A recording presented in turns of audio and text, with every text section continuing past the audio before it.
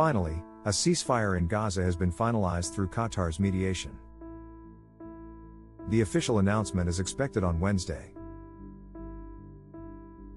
The ceasefire will occur in 2 phases, each lasting 6 weeks, totaling 84 days.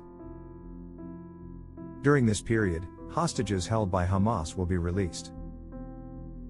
For each Israeli hostage, 30 to 50 Palestinian prisoners are expected to be freed. Israeli military operations will cease, and troops will take positions in Gaza's buffer zone, allowing adequate humanitarian aid to enter. If all goes well, the ceasefire will progress to a 3rd phase, focusing on Gaza's reconstruction. The period leading up to the announcement is filled with anxiety and anticipation, not only in Gaza but also in Israel.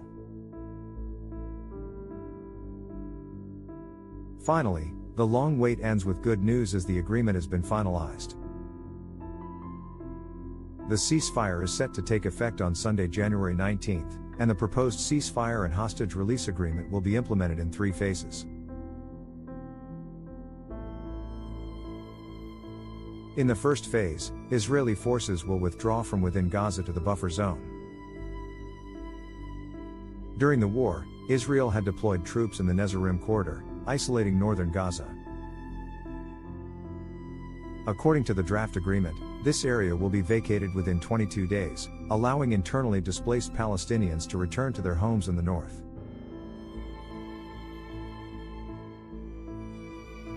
However, the Philadelphia corridor will remain under Israeli control during the first phase. The agreement, initially negotiated in November, aimed to achieve long-term understanding, which has now materialized.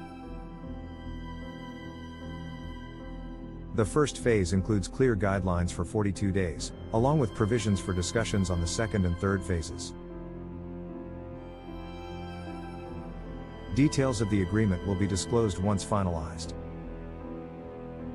From the first day of the ceasefire, 600 trucks carrying food, medicine, gas, and other humanitarian aid will enter Gaza daily. Equipment for infrastructure reconstruction will also be allowed entry. However, how these aids will be distributed remains unclear. Hostage release will also commence on Sunday. In the first phase, Hamas will gradually release 33 hostages, including women and children.